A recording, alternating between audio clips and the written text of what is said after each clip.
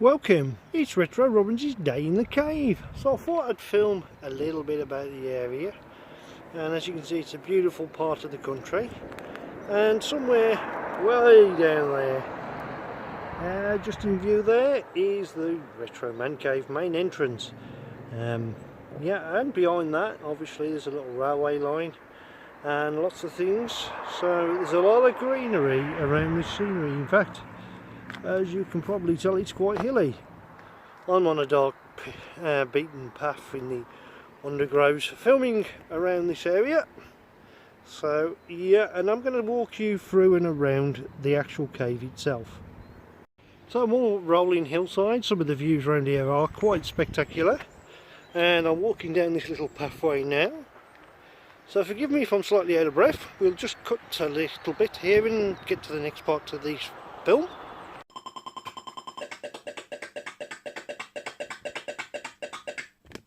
So the actual cave itself is on this industrial estate. There are two entrances to this estate. We're heading towards the first one here, which is probably the easiest entrance to come through. The other one's a bit more of a widdly road, but still both of them give good access to the cave. So you turn off the main road and we'll swoop round and down this way. Of course, I cannot have any license plate numbers, so I'm going to avoid taking any footage of parked cars other than my own, of course. Oh, the good old walking camera. A brisk walk will do me good, and of course I'm well early. Nobody's actually going to be allowed in the cave till 11 o'clock. That gives Neil time to set things up. And there, just where my car is parked, is the entrance. Let me just zoom out a little bit. There's your cave in its full glory, the 18th century mill. And of course there's not just Neil's Retro Man Cave in there, there's another unit underneath, and of course Neil occupies the top floor, I believe, or possibly the top two floor. However, this secret hidden arcade that he's confessing to having there is somewhere I do not know about just yet, but we'll be showing you footage of inside the cave itself. And of course you've got a nice one at the moment, a big empty car park. I have, yes. And there is the main entrance. That's the entrance to the dungeons, and we'll go there in a moment. And of course I'm going to have a little walk around the building for you right now, and avoid any cars. That's Neil's enumerative sign there, look ya. High quality laminated paper. Yes, spared no expense there, have you, Neil, to be fair. I hope he doesn't watch this back. Visitors parking, not really for the cave, but let's have a look at the front of it. This beautiful building. You may have seen this, and I hope I don't drop my camera.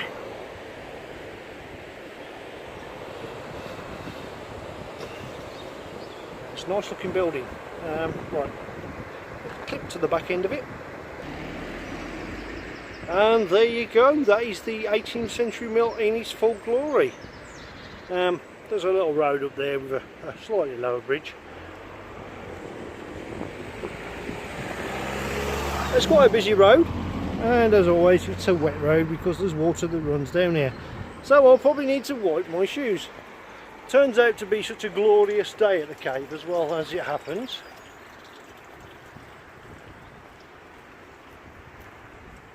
Oh, look how well I've kept that camera held steady as a rock.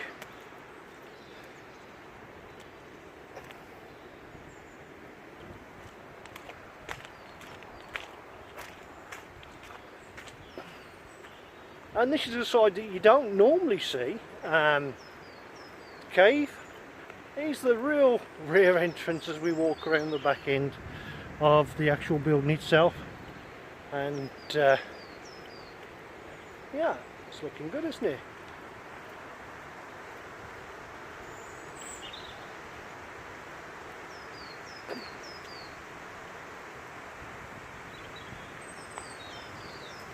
So there we go, that's the outside of the cave and a little walk around with me, Wayne Retro Robbins, and the next time you see any film, it'll be me having my day inside the cave.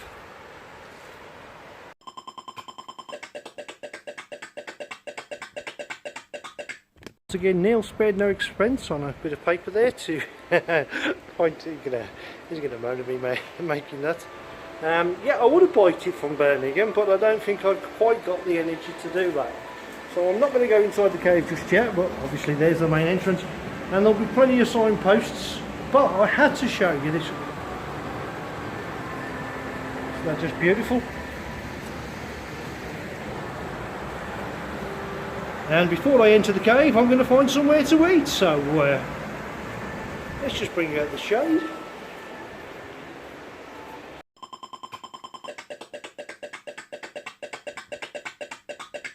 Thinking of my belly, I've decided to come to the Loch Secret Cafe, a little place that I know about in Stroud, and it's very beautiful. And too great sandwiches. So here are the masses descending on the cave, and I think they're in for a few delightful treats.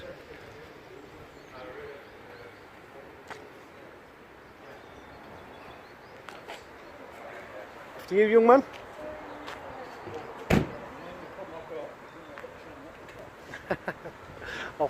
I'll see you up there.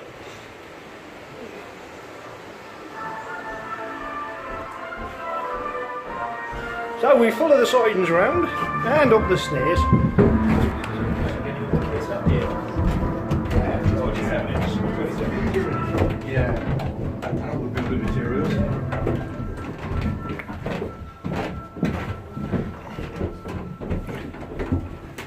I'll just let these gentlemen past. Steps. Yeah, it's a heavy item to carry up this lighthouse. I didn't plan this one very well.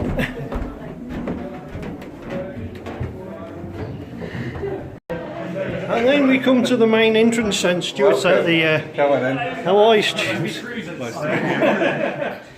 Welcome to the cave.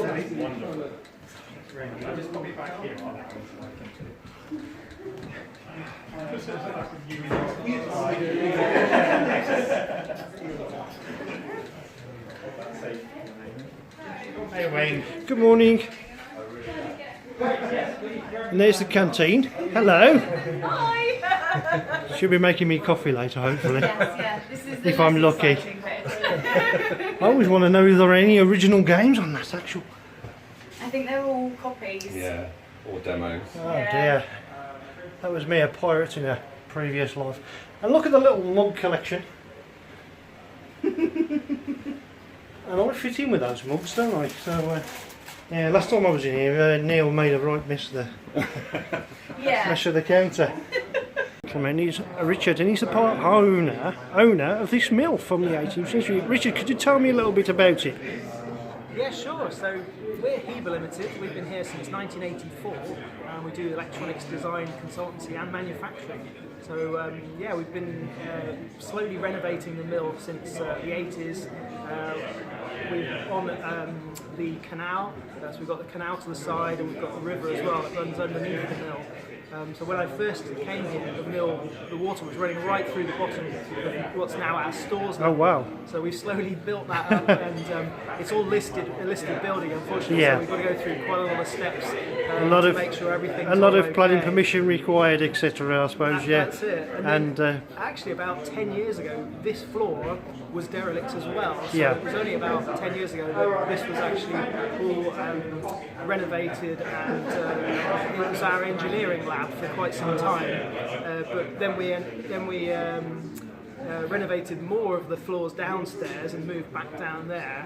So it gave Neil a perfect opportunity to come in and be able to use this. so, what do you space. think about what it's finally become? Or It's absolutely stunning. When you see the transformations, Yeah. Neil will actually show some pictures at some point in the future of what it looked like originally and how it's transformed over the years. and he's put a lot of hard work in. Well, you all have, haven't you? To be fair. He's put a lot of work, yeah. And Yeah. It just looks amazing. There's always something new going on. There's always something new to see. I have to pace myself quite slowly just so I don't gorge myself in everything that's going on. So this is as much your retro heaven as everybody else's, I take it, yeah. I do enjoy it a lot, yeah. Yeah, I've got some magazines I've donated here. A collection of Crash magazines, hopefully, which I'll get to have a look at. Hopefully I didn't rip any pages out of these particular ones, but yeah, so thank you very much, and Okay, no problem. Thanks a lot. that's been great to meet you. Cheers.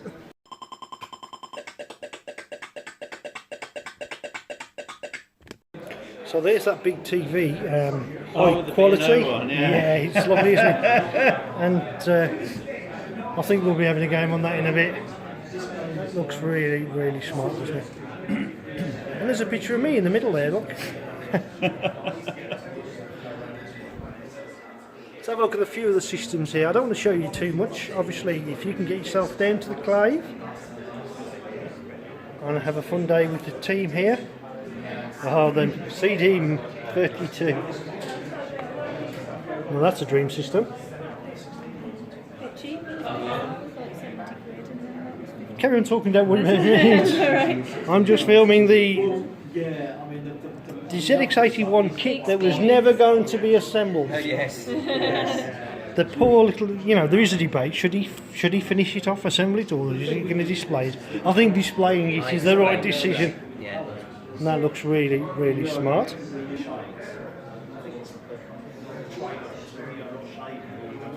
And you may have seen that on one of his episodes of... Now there's a system I'm not familiar with. That looks unique. And I think Neil should have a raffle and let us take these home. So you might recognise this as the backdrop to Cave. I love the way these computers are displayed in there, with many a great system, of course. And there's my beloved Spectrum, Acorn Electron, and look at that for a beast of a joystick. ColecoVision, and some more modern and less modern stuff. It's got Spectrum on a couple of times actually. And there it is, the little bad boy itself. Remember that one? With its sort of built-in joystick. Yeah.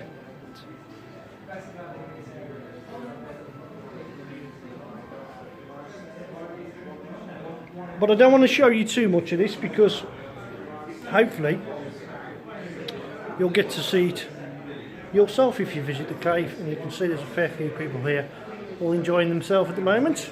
Not many have actually been playing the systems just yet. However, I have had a go on the Glacians, and I've not beaten Mark stuff, so I'm going to have to do that.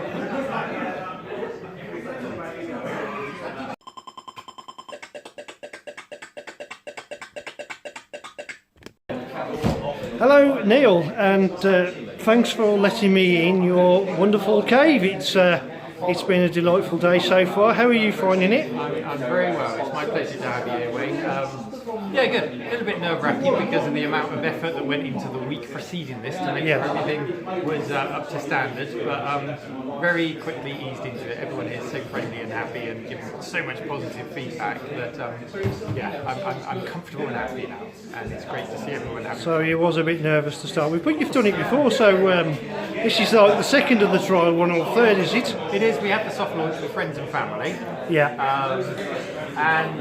Of course they're going to be quite forgiving, being friends and family, and this is the first day proper with paying visitors, so it had to be up to a standard, a very high standard for you guys, and so you'll notice there's a lot more signage up around the cave. There's a lot more to invite you to touch things, to pick things up, and to try out systems. So hopefully that's encouraging people to enjoy the cave even more. And if you've got any feedback, then I'm certainly interested in how we can make it even better. Absolutely. First question for you, Neil, is when did your collection of retro items start? Oh, well, there are different eras. The first time round would have been in the late 90s. I was probably inspired when MAME came about, the arcade machine emulator. That's probably what got me into retro.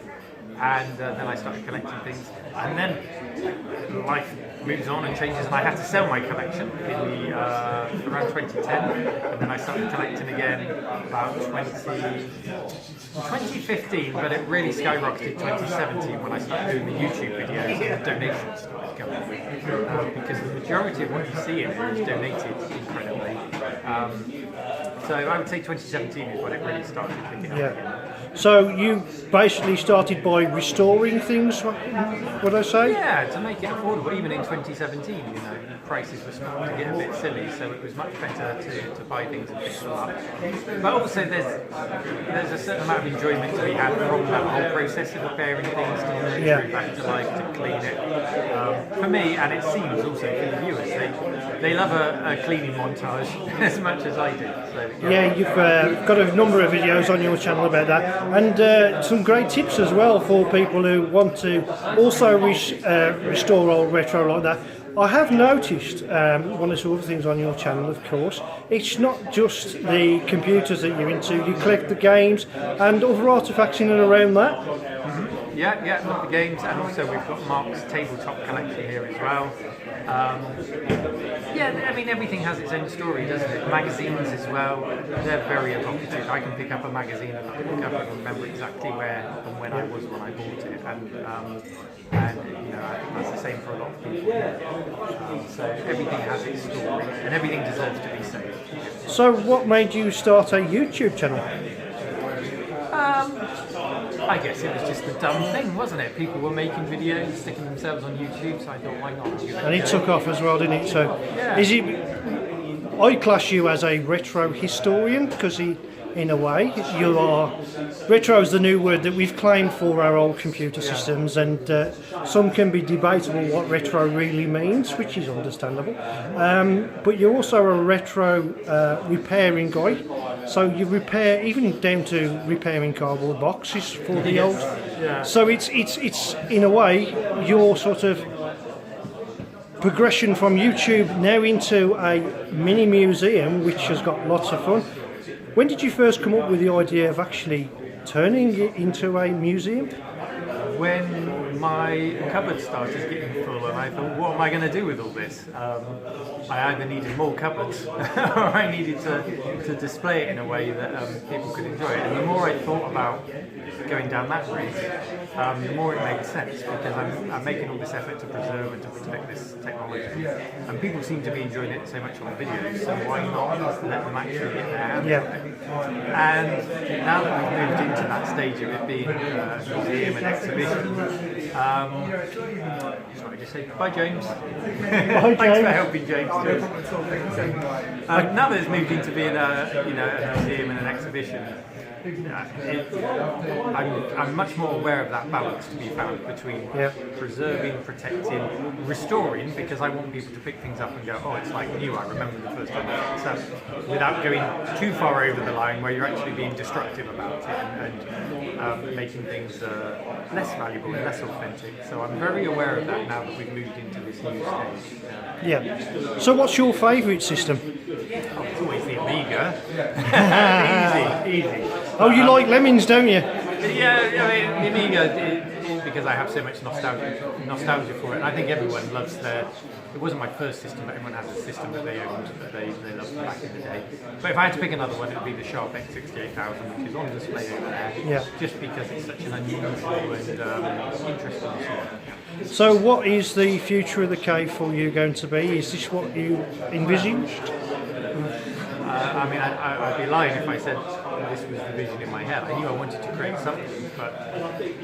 So you just sort of gone with the flow and it sort of progressed naturally? It has evolved. It's exceeded any expectations I had. In large part thanks to the team who helped me, Mark, Dean, Lily, Richard, everyone who's helped to make this one. Great team behind you, of course. Really and you've had plenty of sponsors to help you as well. Yes, we've had sponsors and the people here today, the people who back the colouring in the cave. Brilliant, yes. Huge. I won't be colouring that book because I just love it as it is. You've got the digital copy, you can print them out. It's great, isn't it? But hopefully the next stage for the cave would be the secret arcade. We've got an area earmarked for it back there. And I would love for people to be able to come up and you've also got the Mr. Multi-System, which you Multi-System, that's a project. So people can sort of get involved in that. And great. And finally, one last question. And this is the toughest question of them all. What is the question you'd like to be asked that you've never been asked? Oh, that is a really difficult question. Can you do like a jump cut here while I think about it? Okay, I've come up with one. Jump cut, edit. So I've got to thinking lately about guests that I might get in the cave, because I really like the idea of having guest speakers, because when people come here, it's about them coming to see the cave, the technology. I'm quite uncomfortable about it being about me. People said they want to come and see me, and I'm not fully comfortable. No, I'd like them to come and see a guest in the system. So nobody's asked me yet what guests I'd like to have here, and I was thinking, if I could pick my dream guest alive or dead, it would probably be Jay Miner, father of the Amiga. I would love to hear his thoughts from the pre-Commodore days of the Amiga, about the development team. It sounds like they had a really good working team and development environment. I'd love to hear all of his stories. So Jay Miner would be my guest. Neil, thank you very much for taking the time to take this small interview with me, and it's been a pleasure to come into your cave today, and what you do here is marvellous. You and of course all the team behind, because it's not just one man, it makes a success like this. It's people in the background that sort of like the unsung heroes, and you have assured me that security are now on their way up to escort me out of the building, so The clock is ticking, Wayne. the clock is ticking. Thank you very much, bye bye.